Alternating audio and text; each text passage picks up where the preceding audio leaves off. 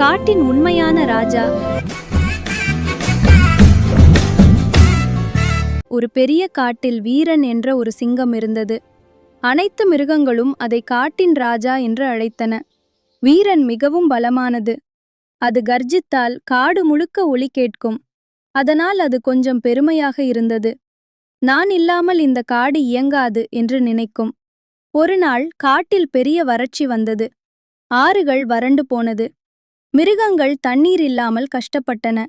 அப்போது ஒரு சிறிய முயல் சொன்னது, காட்டின் மறுபுறம் இன்னும் தண்ணீர் இருக்கிறது.